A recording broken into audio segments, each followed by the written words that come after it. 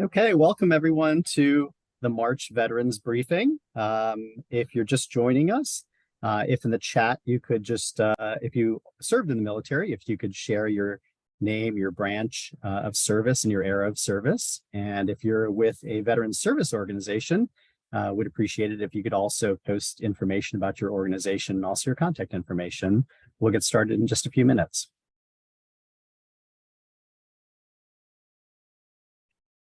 So we don't see the slides playing on our end. That would, yep. Let's see here. There we go. Y'all see that? Okay. We do. It's popped up partway through. So if you just want to rewind it back to the start. Yep. Yeah. Perfect. Thank you. Mm-hmm.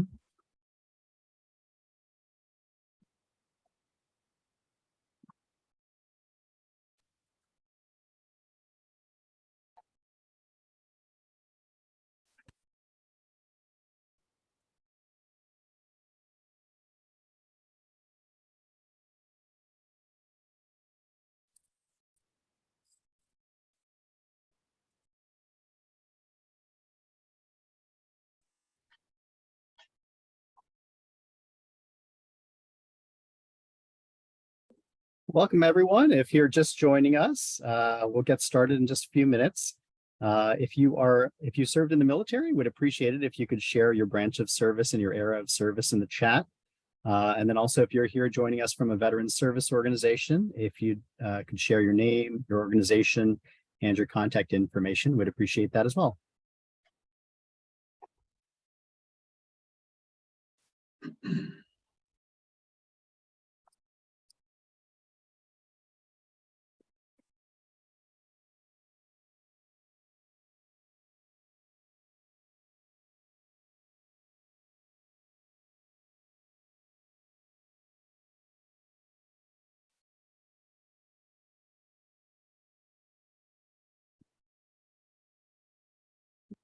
All right, looks like we got Angela here from the Bowley Centers. Welcome, Angela. And we've got Susan and also Eric, who served in the Army.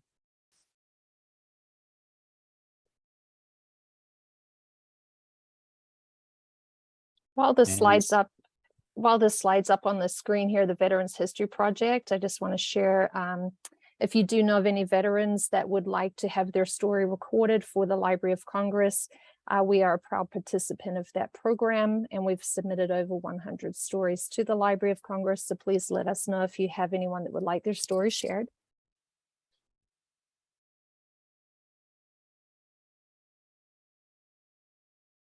Always looking for volunteers to join us in our mission. We start taking volunteers at the age of 14. So if you have any teens in your family looking for Bright Futures hours for college scholarships, we can start working with them in a variety of capacities.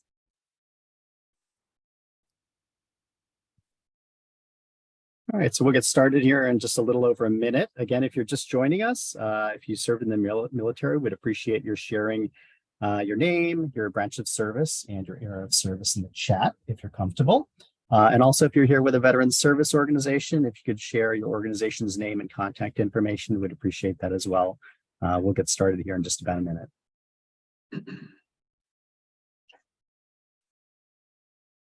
You'll see flyers here for lots of engagement opportunities to connect with other veterans around Pinellas County, as well as community organizations. We have some all access groups down in Gulfport and the Sunshine Center in St. Pete, as well as focus groups for women veterans and LGBTQ veterans. And if you could close that dialog box, the tool, that is our Vietnam Veterans Welcome Home event next Wednesday in the city of Dunedin. Excited to be hosting the 50th anniversary of the end of the Vietnam War and thanking our veterans for their service.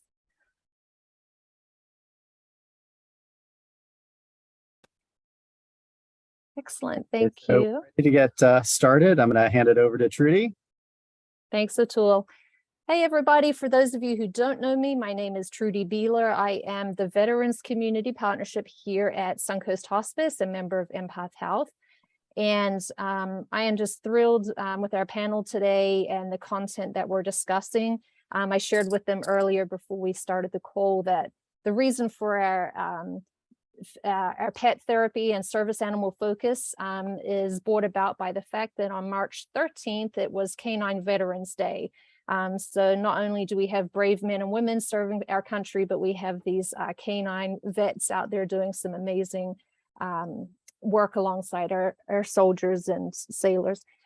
So without further ado, I would like to introduce Greg with a fabulous nonprofit organization, Canine Partners for Patriots.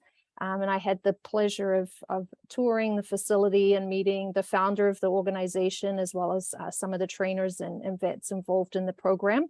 So I'm thrilled to have you here, Greg. If you would like to go ahead and take it away. Good afternoon. Thank you, Trudy. Good afternoon, everybody. I represent Canine Partners for Patriots, and my primary purpose is to create awareness of what this organization offers for veterans. It's important for veterans' families to understand, and obviously, because we're a nonprofit, we have to get the word out so that we can do effective fundraising. But Canine Partners for Patriots was started back in 2014 by a woman in Brooksville who is well known as an expert on dog behavior. Her name is Mary Peter, and before she started Canine Partners for Patriots, she ran a very successful dog training business for the general public. It was called Stillwater Dog Training, and she was training folks or their dogs out by the Humane Society on Wisconsin Road. They didn't have a building. They were out in the woods, borrowing some of the space at the Humane Society. And one of the things that she saw was around 2013 or 2014, a few veterans must have been told that by someone, by a family member or somebody, that a dog could probably help you. So they showed up with the dog and hoped that Mary would help get this dog trained. But what she found was that for the veterans, these were veterans with PTSD, and they showed up once or twice, but then they could not continue to show up and continue to come back to go through the training. And she came to the realization that the civilian environment with all the other folks in this class was not conducive at all for veterans with PTSD, but she recognized the need, and she shut down Stillwater Dog Training, and in 2014 she started Canine Partners for Patriots. And honestly, it began with less than a handful of veterans, and I can tell you right now that the first veteran to go through the program was probably among the most reluctant to ever get involved. And he and his wife were having a great deal of difficulty. He had severe PTSD, and he was self-isolating. He was self-medicating. He was using alcohol and a variety of other things to just try to treat and take care of everything. None of it was working. And his wife told him if he didn't get started with this program, she was ready to leave him. And that was what prompted him to get out of the car and enter and go in for the first time. And he did so well working with Mary Peter that he decided he wanted to become a trainer. And he made great progress at that. And a few years later, we were in a building where we were borrowing space. It's right around the corner from where we are today.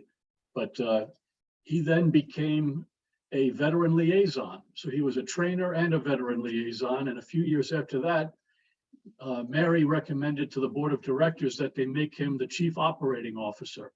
And he took that position.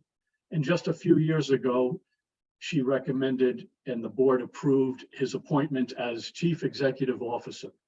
So the first veteran in this program is today the CEO. His name is Ron Flayville, And this is a guy who personifies the success of the program. I will tell you that I wish I could have Ron talk to reporters as frequently as I would like, but Ron tells me flat out he's not the poster boy for PTSD. So that makes my job a little harder. That's okay, because we have, our organization has grown quite a bit, and we've gone from that handful of veterans in 2014 to where we have over 700 veterans active in the program today. It's been just phenomenal, and I don't think any of us could have envisioned the rapid growth that we've seen. Having said that, though, I have to tell you that that growth, while we humbly believe that it confirms the effectiveness of the program, I have to tell you, it also is testimony to the fact that the need remains, it's a relentless need. There are so many veterans with the conditions that we try to assist, and those are post-traumatic stress disorder, traumatic brain injury, or military sexual trauma. Anybody with any of those who has a diagnosis with any of those conditions qualifies for this program. The only thing that we ask then is we want to see that you have an honorable discharge. So we want to see the DD 214. And we have to know also that you are physically and mentally capable of taking care of a dog, because that's going to be the key to the whole thing, to the veteran's success. But what began with Mary back in 2014 is really based on something that she learned many years before. And like I said, she is an expert in canine behavior. And before, long ago, she had worked with dogs that were trained for cadaver recovery. And she assisted FEMA when they were during Hurricane Katrina, after in New Orleans, after Katrina, she was helping with the canine search. And she did the same thing with the FBI when they were looking for Natalie Holloway's body in Aruba. She had a dog that was trained for this. So she has a profound understanding of canine behavior, and specifically dogs' scenting abilities. And the way she explained it to me one day, she said, when you go to McDonald's, you smell the burger and the fries. What your dog smells is the burger and the fries, whatever you put on that burger, the ketchup, the pickles, the cheese, the salt, the pepper, you name it.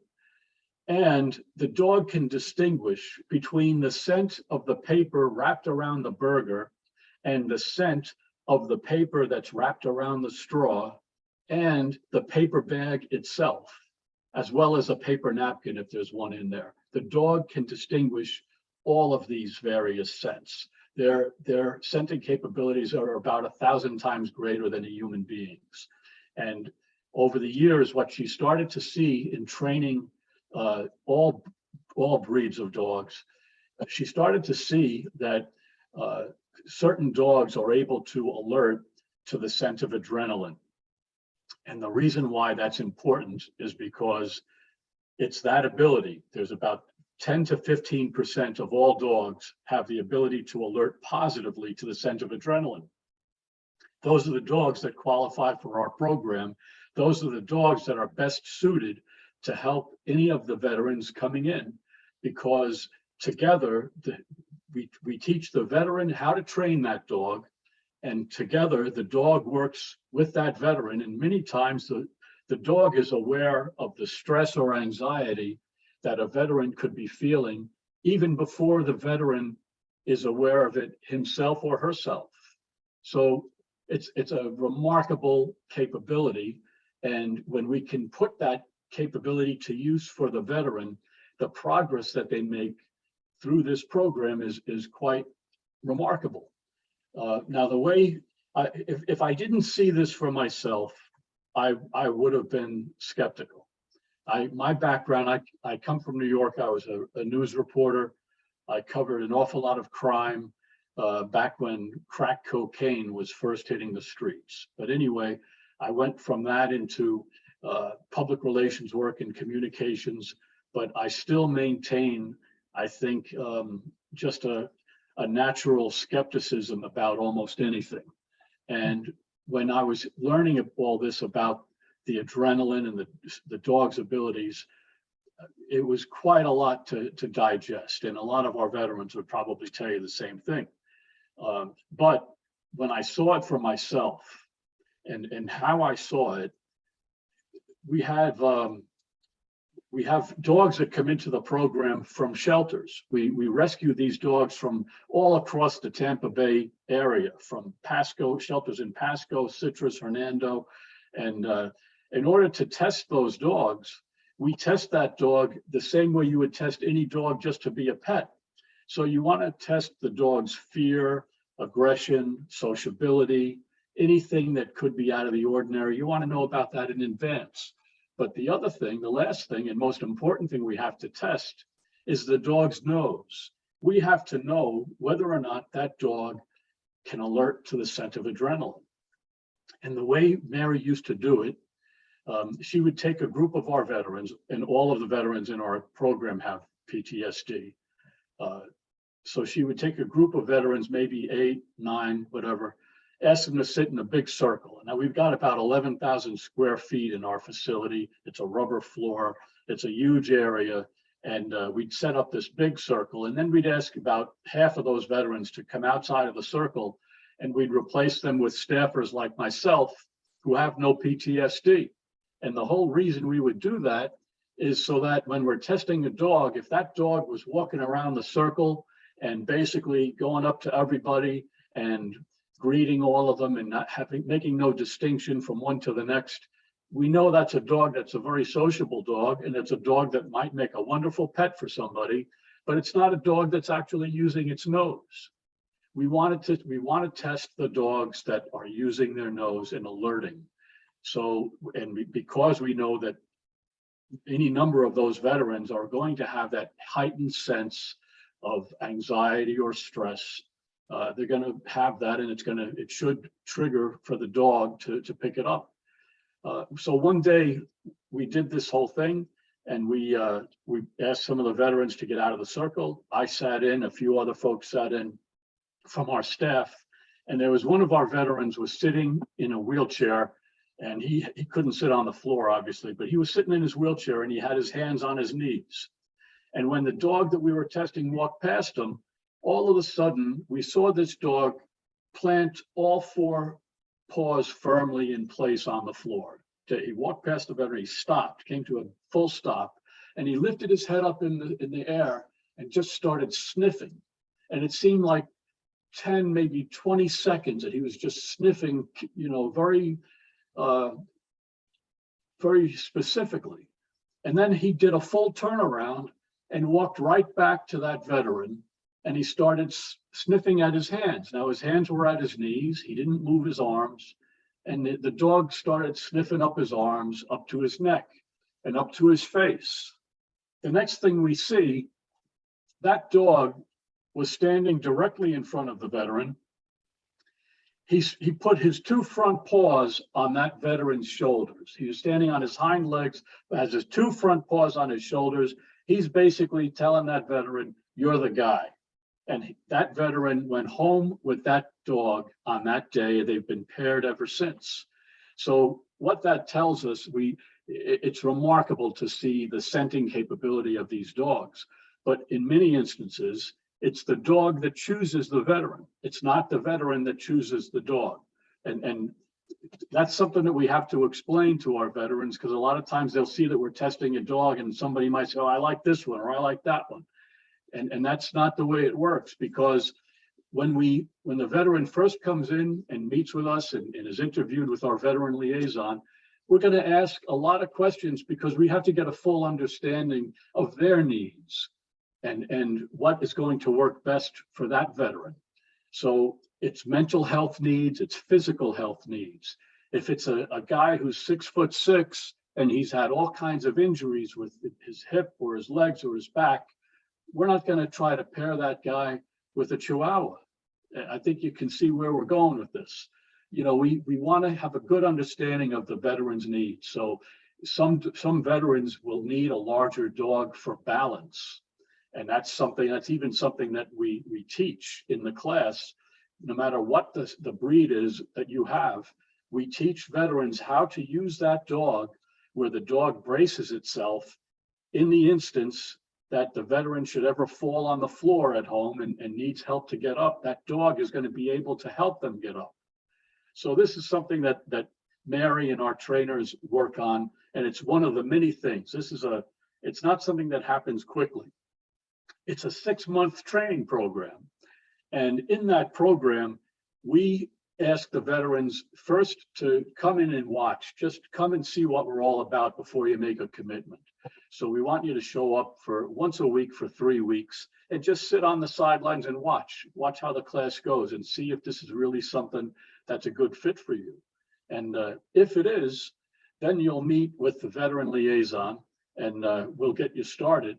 And we'll try to, again, get a full understanding of the physical and mental health needs so that we can figure out what is the best dog to pair you with. And in some instances, some people need a dog that's hypoallergenic. And I mean, you'd be surprised at how many specific things pop up, but we always try to match the veteran depending on his or her specific needs.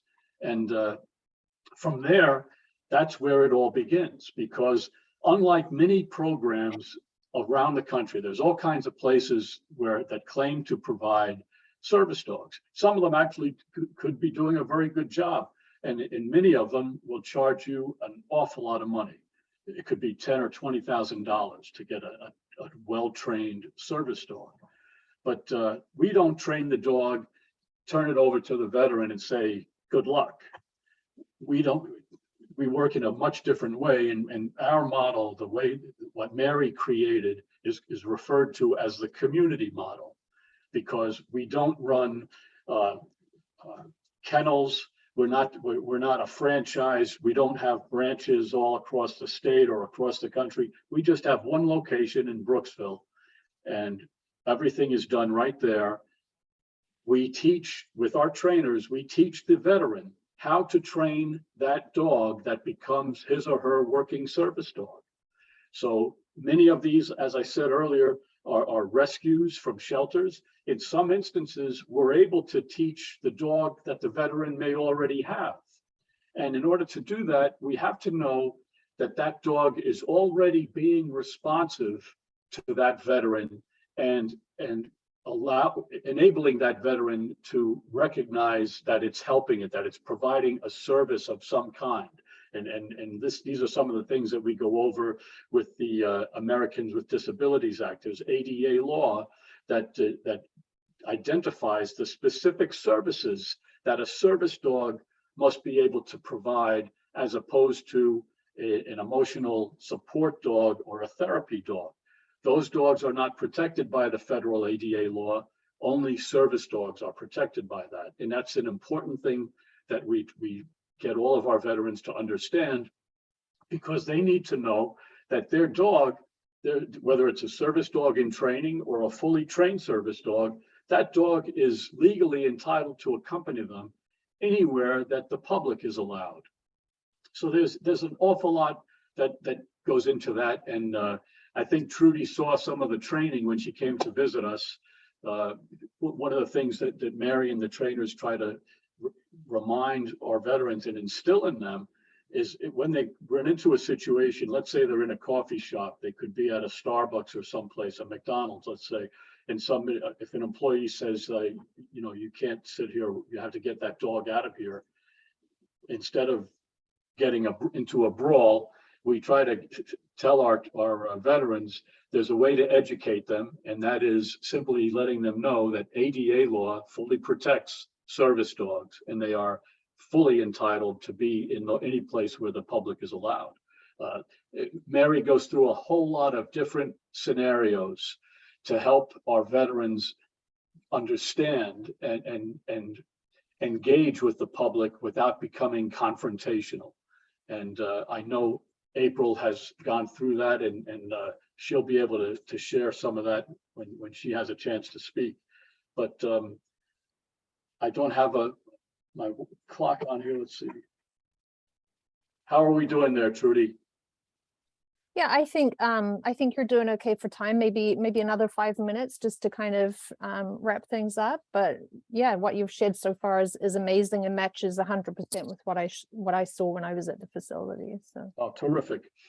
You know, one of the things that people ask us very often is there any particular breed that you try to get a hold of? And again, Mary and our trainers will tell you it's not about the breed at all. It's all about the nose. And to qualify for this program, ideally, when these various shelters bring dogs that they know that we're looking to screen for health and for age, and obviously for the ability to alert to adrenaline, we like to get dogs within the age range of 9 months to 3 years. Because we want them to have a long life with the veteran that they're training.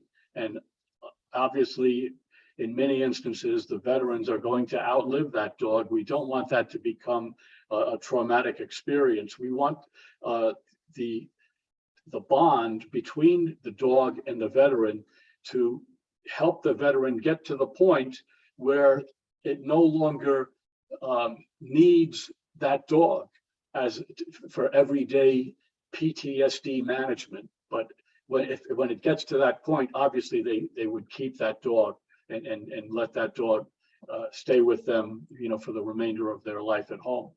It's an absolutely remarkable bond when you start to see the progress. And I mentioned earlier the skepticism that I had when I came into this, and all of that skepticism disappeared after I saw the first class as they got into their 3rd or 4th week of their training, of their even just the basic obedience training. Because what I saw, instead of seeing the veterans who were in the first week were walking through the front door with their heads down, not saying a word to anybody, not even saying hello to the receptionist, just walking right into the training area so that it's all business and let's get this class started. Instead, 3 or 4 weeks into the program, you're seeing these veterans walking a whole lot more relaxed than they were the first few weeks. And now they're saying hello to people. And now they're conversing with each other, with the other veterans in their class. They're joking around, they're having a good time. It was as if the weight of the world were lifted, because they've started to see the success of their own work, because they're training that dog, the dog that becomes their service dog. They're gaining confidence in themselves, not just in the dog. They're gaining their self-confidence. So that's giving them another chance at life, and it totally motivates them to continue forward. When they start to see the first glimpse of their own success, they want to hit the gas pedal and keep going forward. And it's a wonderful thing to see, because we also have family members who sometimes accompany them to these classes. And it's often a spouse that, you know, he or she has their fingers crossed that this is going to be a program that's going to work. And you know, they have tried so many other things that have failed. Many of the folks that come into our program will tell you that they are flat out exhausted. They have tried everything. They're just worn out from having tried everything. And then for them to finally get into something that involves training a service dog, and it doesn't involve going to a VA facility and having somebody write them a prescription for something new. They are all about it, and it's a very positive environment. So the last thing I want to share is that we have research that's been done at UCF. There's a gentleman over there named Professor James Whitworth, a PhD, and he has done research on veterans with PTSD and veterans in this program. And he has confirmed through his research that in this program, we see veterans that are better able to reconnect with their families, with their spouse, their kids. It helps them build bridges back with their family that had been really compromised because of the years of PTSD that they've endured. So this is what really makes me very optimistic, and this is what motivates me to keep constantly nagging reporters to get them to pay attention and get out to where we are. I hope this helps. If I can offer any additional information, anybody who's interested can please contact me at my email address is on the website, and I'd be glad to move forward. Thank you so much, Greg. What I would really encourage everybody today, if Greg's presentation and this organization is resonating with you, we were showing their website, and up in that top right corner, you saw the Twitter icon, the LinkedIn icon, the Facebook icon. We can't be the keepers of the knowledge. It's up to us. When we see something that we believe in and we know that can make a difference, we need to share it out. We need to get the word out, and it's the power of sharing that helps connect people in need to great services like this. So thank you so much, Greg, for all that you, Mary, and the team are doing to help our veterans. And I'm thrilled to now introduce April Critelli. April is uniquely positioned for today's talk because she has her foot in both worlds of what we're talking about today. One is that she went through the training with Canine Partners for Patriots, and she's also one of our amazing veteran volunteers who volunteers here at Suncoast Hospice, which is the second part of our segment talking about our pet therapy and pet peace of mind. So April, welcome. If you would just like to take a minute just to introduce yourself and your branch of service, your area of service, and your veteran status. Hi, Trudy. Hello, everyone. Thank you so much for asking me to come and share my story. I retired from the Army after over 30 years. I had what I thought a really good career. I had a lot of great experiences. I started in the Chemical Corps, and I deployed in the first Gulf War. Then I went to PA school, and I served in the medical field, and long time with the National Guard and the Weapons of Mass Destruction teams. And then I also went to Afghanistan as a medical officer. So I retired in 2018 after having taken care of all of the medical boards. I oversaw all the medical board processing for the reservists in the country. Then I did a little retiree recall for 2020 when COVID hit. So I went back when they recalled us. But then, things came to a grinding halt. And I think what happens and what a lot of people experience is that a lot of stuff starts to surface, because, when you're out there in the day-to-day, taking care of everybody else and working through, all of the missions and goals that you have focused on.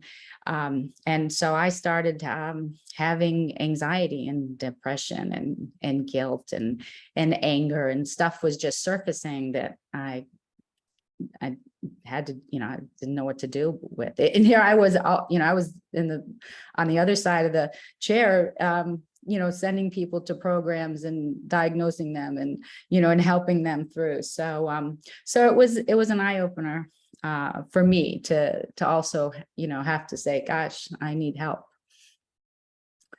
And that's what brought me to Canine Partners for Patriots. I'd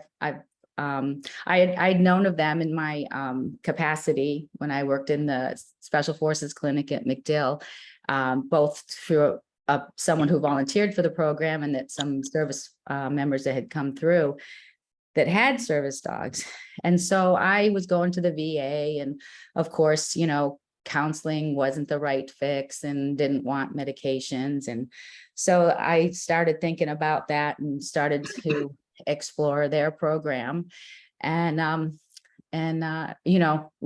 wrote to Ron and went up there and met the folks, and just have so much respect for the program. It's unbelievable. It's a community, just like Greg was saying. You go in there and you kind of just, you're focused, okay. And I came with my dog.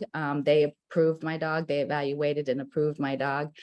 you are committed, you show your commitment. And I really appreciate this, is that you have to come to classes for over a 3-month period and just observe, because they want you to understand what the commitment is and how it's going to work for you. And that you can do it, that you can fit it into your life, because sometimes it's not, it's not the right time for everybody.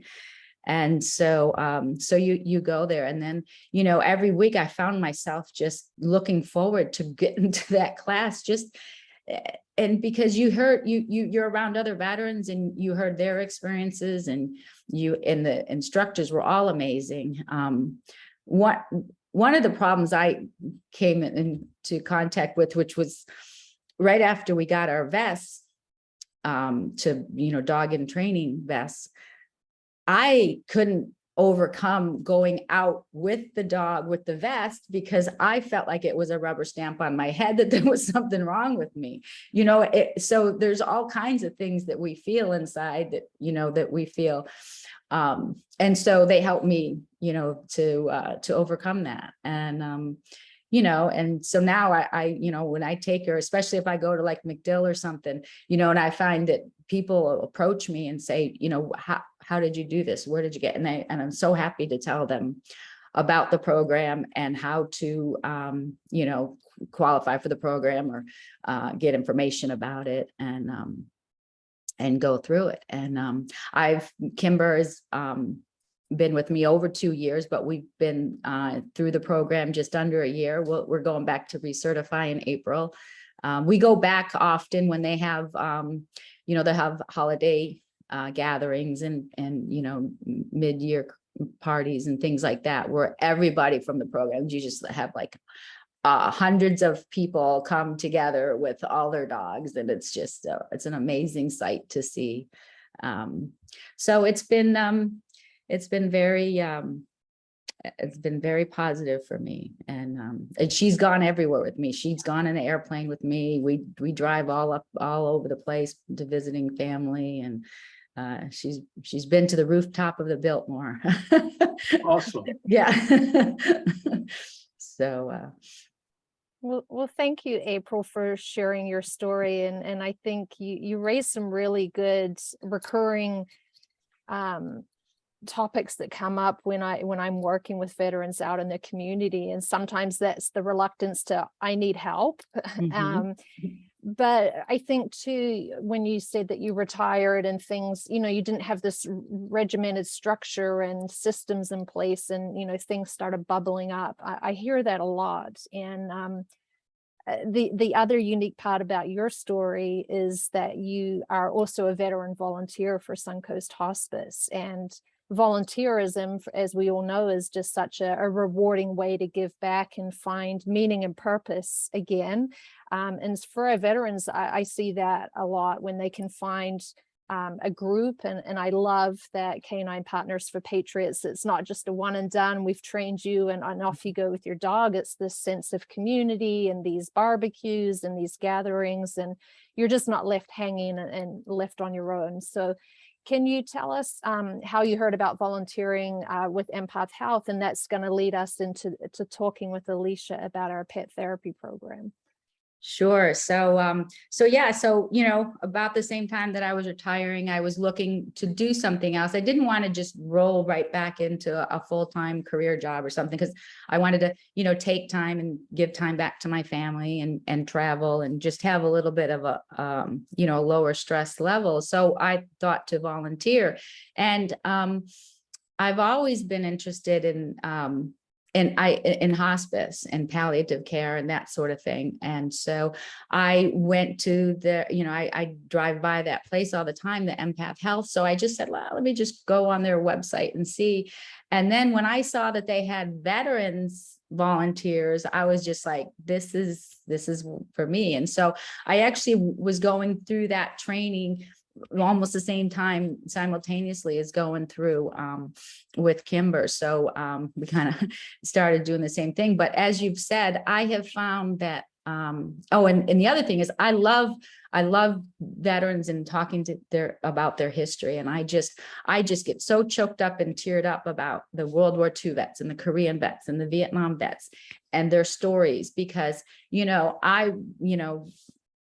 my past 30 years, the military has been relatively more in the public eye, and there's been more of a positive outreach to them. And, there's a lot of that, but I just feel these veterans came home and just kind of, went back to their lives and didn't get any of the acknowledgement and, of what they served and what they did. So I personally love to just go and hear these stories.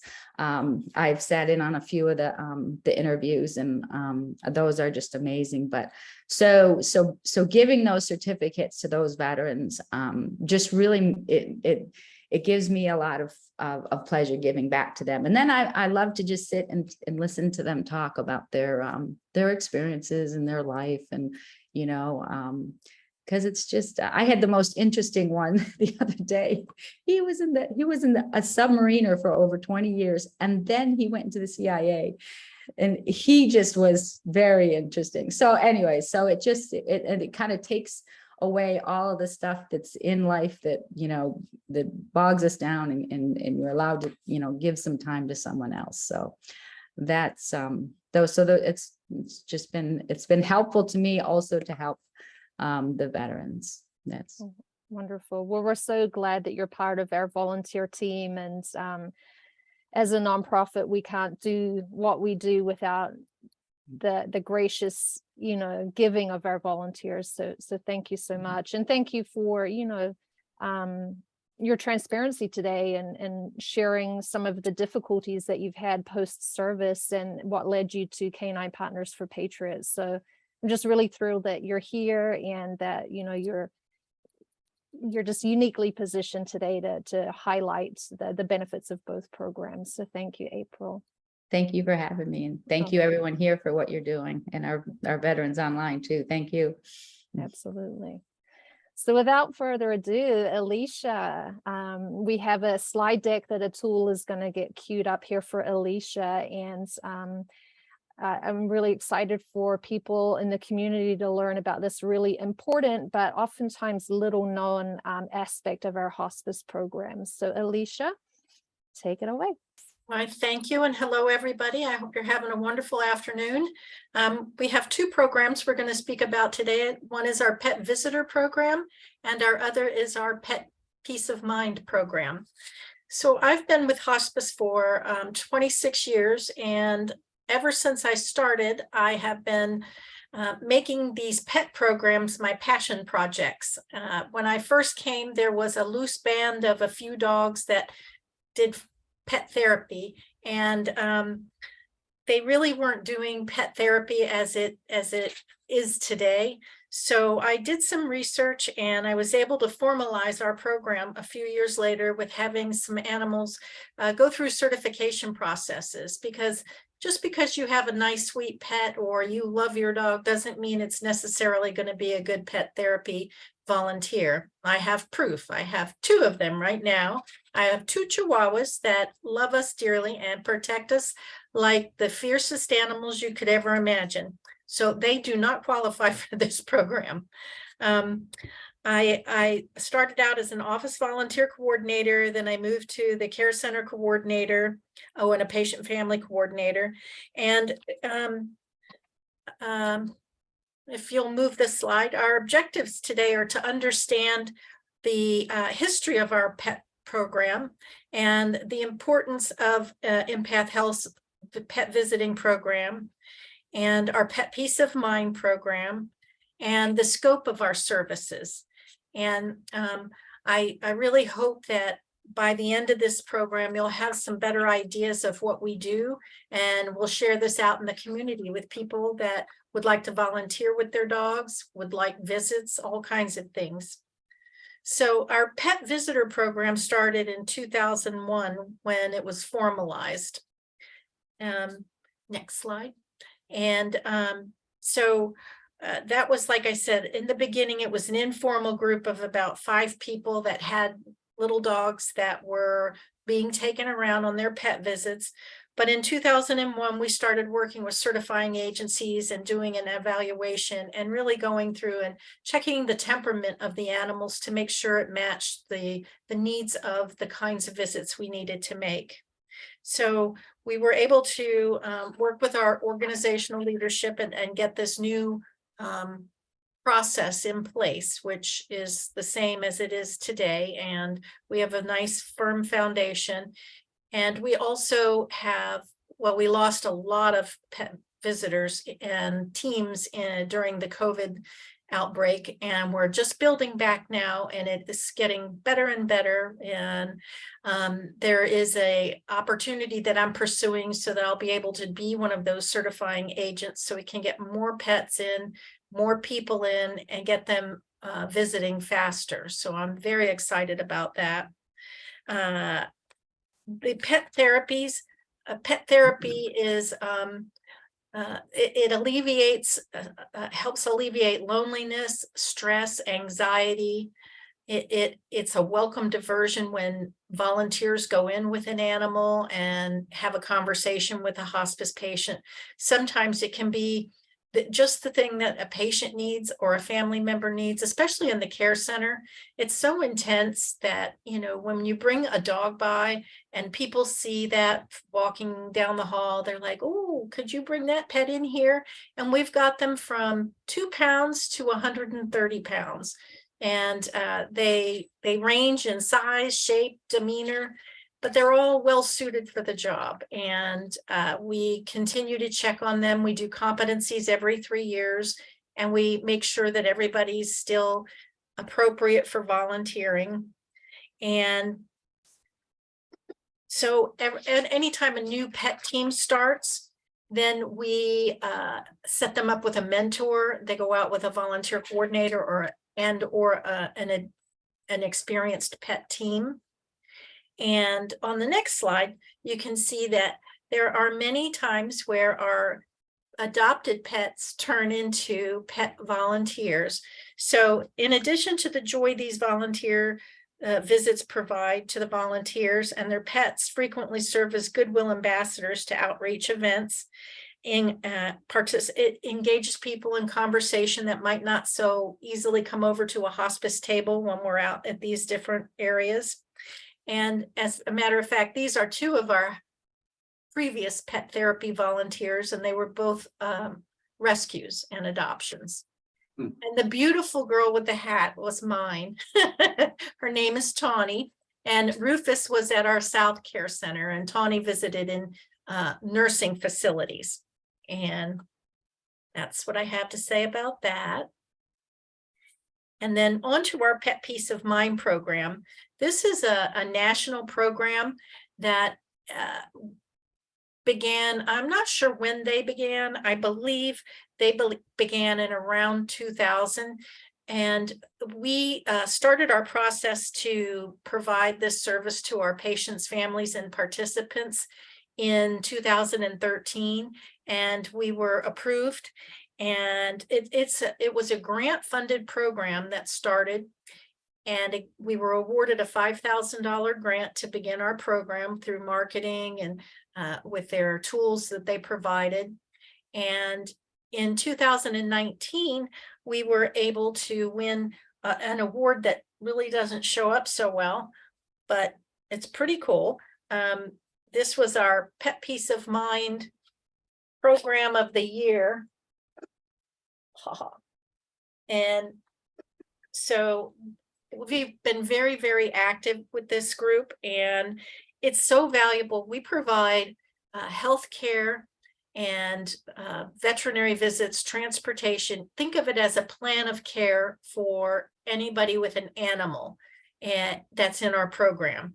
And what we do is try to see where the needs are and try to backfill as people are in our critical ill, either if they're chronic or critically ill. The pets sometimes are the last things that get the attention. They need vet visits, they need medication, they need grooming, they need all kinds of things. So we work with our social workers and our care teams to try to get on board with a plan of care for each animal that's in the home of whomever we're caring for. And you know, it's hard to think about what's going to happen to that individual when they're no longer around to take care of that pet. So I have a short video that we'd like to show, kind of highlighting what that looks like.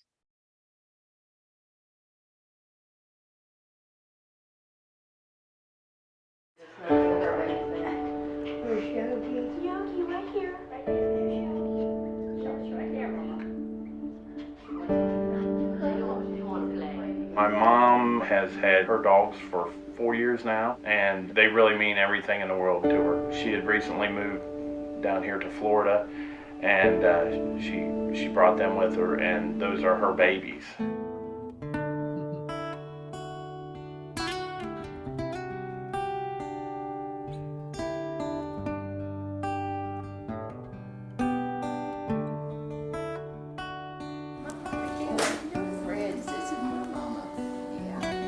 I know, buddy. I've never seen him this playful.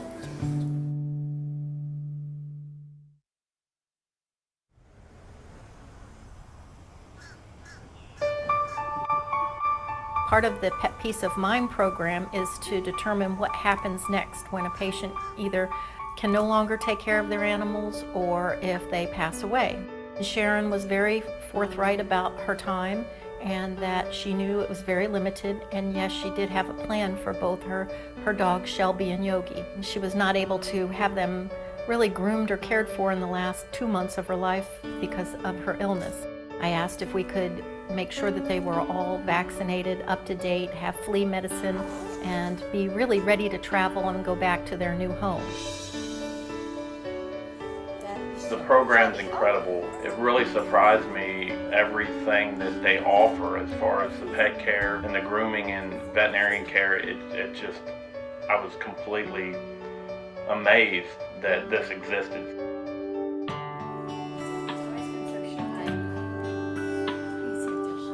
She was so happy that she could have them in the hospice room with her. It actually says they can spend 23 hours if you have someone to be there with them. This is the most wonderful program I have ever encountered. Pet Peace of Mind has helped her to know that her babies would be taken care of until I could come and get them. If there's not a Pet Peace of Mind program, families may not take into consideration what happens to those pets in an early enough stage. And they wind up not being placed with friends or family. They wind up in shelters. It's a tragedy when that happens. I have a lot that I'm dealing with, but I know that I can take her puppies and I can make them happy.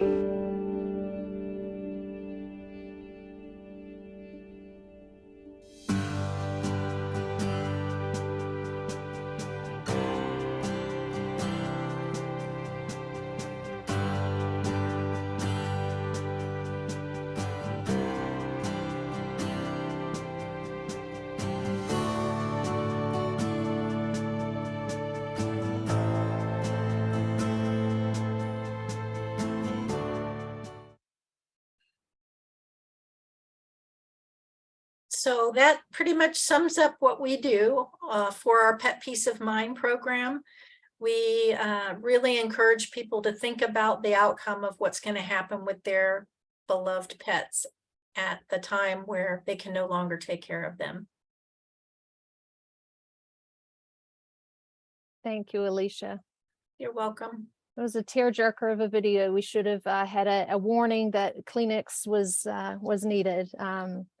What a phenomenal testimony of what you and your team do for our hospice patients to really go above and beyond. Not only are we taking care of that patient and their extended family, but we're extending that care to their fur babies. So True. amazing. And then the other thing that we do is we always make sure to highlight our veterans volunteer opportunities and our Pet Peace of Mind and Pet opportunities in our trainings and in our recruitment. And so they're very important programs to us. Absolutely. And as I mentioned, the power of our volunteer base is so vital to the work that we do. So if you are interested or know of someone that's interested in volunteering, please reach out to us via the switchboard. But three powerful stories today. So I do want to open it up for a quick Q&A because we have a few minutes left on the clock. I did see in the chat, we had a question from Crisis Center of Tampa. Their veteran care coordinator program. They're interested in presenting the program as a resource. That came in just after Greg's presentation, so I'm presuming that's about the Canine Partners for Patriots.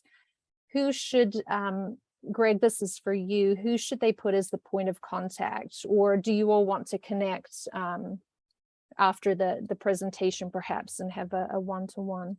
I'd like to have that one-to-one conversation. Absolutely. So what we could do, I have an initial, it's E. Ratzman.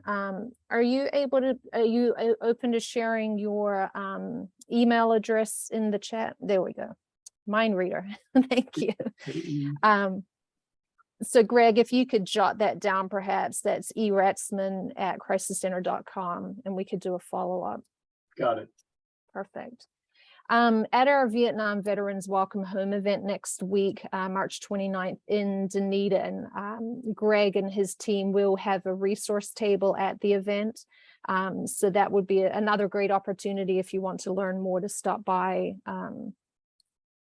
Actually interested in all the programs. So Alicia, if you could do a follow-up as well, that would be fabulous. Any other Q&A? Did you see anything coming through the chat there at all that I may have missed? Or do we have anyone that would like to raise a hand and we could unmute? The webinars are a little unique in that you're all muted, of course. So certainly happy to take any questions in the time we have remaining if anyone would like to ask the panelists anything.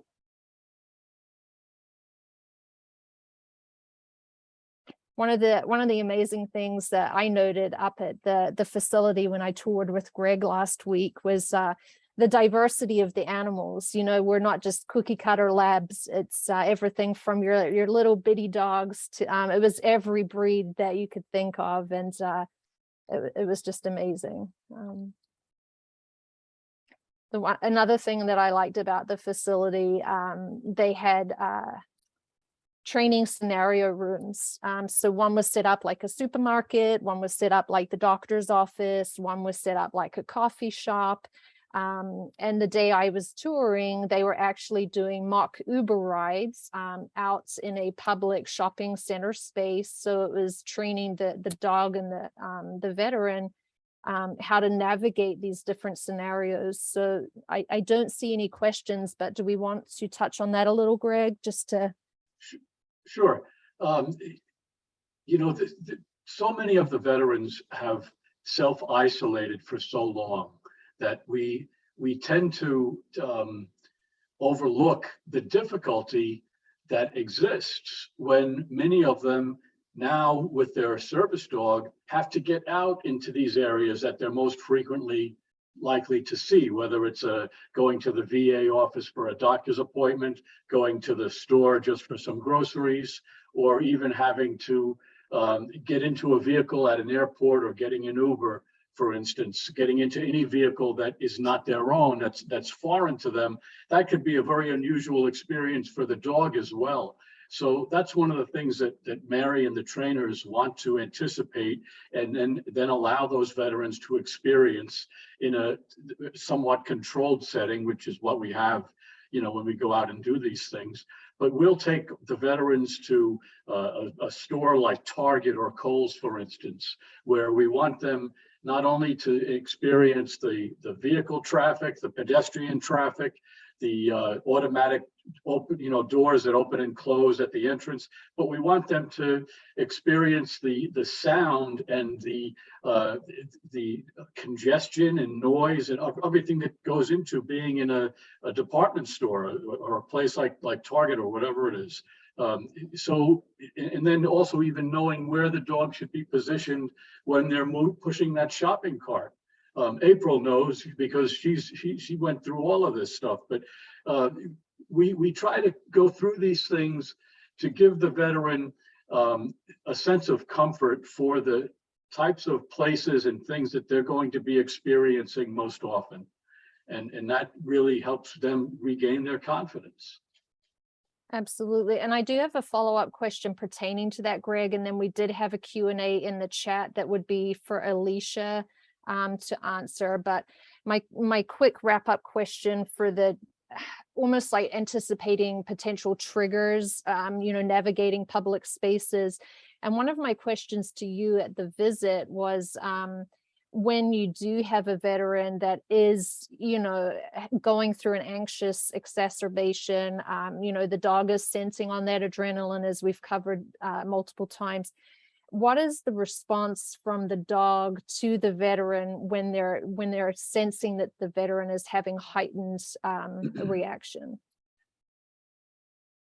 The dog is most likely going to do whatever it takes to get that veteran's attention focused on the dog rather than whatever was causing the distress. And different dogs, depending on their size and depending on, again, on the size of the veteran and so on, will have different ways of getting their veteran's attention. And April can address that better than I can, but it varies, I think, depending on the dog and the veteran.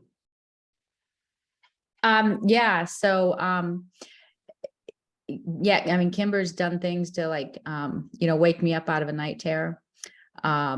And one of our classes, I witnessed a Vietnam vet, we're near the airport and there was some training going on. There was low flying helicopters and that triggered him. And he took a knee and his dog, because he went right to him and kind of was just, there, like you said, to, distract him, comfort him, protect them, whatever it is. A lot of times the dogs just do they'll take on a rear post, if you're in a crowded area or a line, to kind of give you that, what they call that rear security. So, one of the things they teach us is that when you're experiencing something, because, obviously we're not in training classes when a trigger occurs all the time. So they explain to us that when the incident happens, when the trigger happens, when the dog reacts,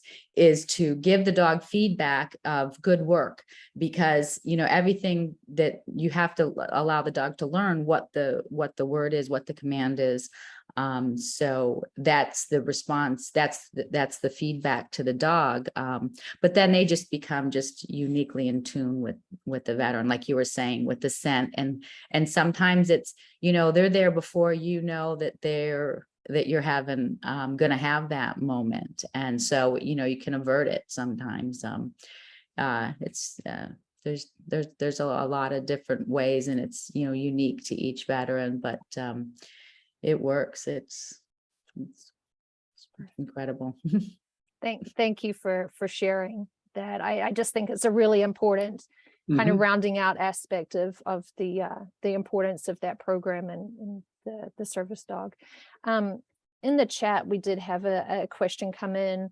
Alicia, do you see sadness in the dogs or cats after the patient passes? When we're working with our hospice patients, do you see sadness in the pets? No, but I do see an energy level difference. When they come in and do their visits, they are really kind of absorbing all that energy that's around them. And so some of the energy is positive because the families or patients are very happy to see them. And sometimes there's great sadness going on. So you kind of have to be in tune with your dog just as well as they're in tune with everything else, and know when the time is up for visits, and make sure that they have a lot of rest, and that they're enjoying the work. I would say if you do detect sadness, then it's time to take a break and let the dog regroup, and maybe they're picking up on the human sadness. So it can happen, but mostly it's about being in tune with those visits, those interactions, and how your dog's reacting to you, or cat, or bunny, or horse. We have therapy bunnies. We did. We had a giant lop-eared named Freya, and we had some mini horses, and yeah. And what And about for the Pet Peace of Mind program, where like for Sharon, did you see any change in the demeanor of the two pets after she had passed? They had gone to her sister who knew them well. So they had already been visiting, and I think from what I remember, it was a very smooth transition. They got the health care that they needed. And I think as peaceful as Sharon's death was, they were ready for their next home. Well, thank you for clarifying that. And I hope to the person that posted the question, we answered your question. I did see a note come in from, where did that disappear to? From Dan, I believe. Where did I see that? Dan had shared in the chat that Lady brought his brother back. And they recommend these programs to every veteran. So again, it's the power of advocacy and sharing what you've learned here today. Just I've had goosebumps during each of the presentations. It's just so powerful what both programs are doing. And my call to action for everyone on the group, on the chat and in the call today would be share. I have one comment. I love that you're getting these animals from the shelters that are helping. There's so many good, wonderful, adoptable pets out there. Mine are rescues, and the older dogs make great pets too. So don't forget the old guys. We understand that, Alicia. Thank you. Perfect. I know we've gone a few minutes over. Thank you to our panelists. What an amazing presentation today. Thank you to all of our attendees, the veterans online. Thank you for your service. I hope that we see many of you next Wednesday at Pioneer Park. Resource tables will be available from 10 a.m. Our ceremony starts at 11 and will go through to 12. I have invited very specific veteran resources to be present. We have Greg and his team there. Empath Health will have a table. We have Florida Department of Veterans Affairs, Vietnam Veterans of America, Pinellas County Veterans Services, Veterans Funeral Care, Marine Corps League. Gosh, just so many great resources to help our veterans and their families navigate all what's out there. There's so much great stuff. Sometimes we just don't even know what's out there. So I hope to see you next week at the event. Our call next month, I'm hoping we can go ahead with our briefing, but I may have a conflict, a speaking conflict. So we will keep you posted. If we cannot go forward with the April event, we'll post that on the registration page. However, just wanted to say a great thank you to everybody. Thank you, Atul, for navigating behind the scenes with all of the technology. Alicia, Greg, and April, thank you so much. And don't forget, you're welcome. Thank you. All of these are recorded. They are on our registration page if you do want to go back to rewatch anything. And I believe, Greg, you said you have a lot of resources that you're willing to share out individually to folks as needed. So. Absolutely. Perfect. All right, everybody. Thank you so much for being here today, and we'll catch you next week, if not next month. Thank you. Thanks very much. Bye-bye. Bye.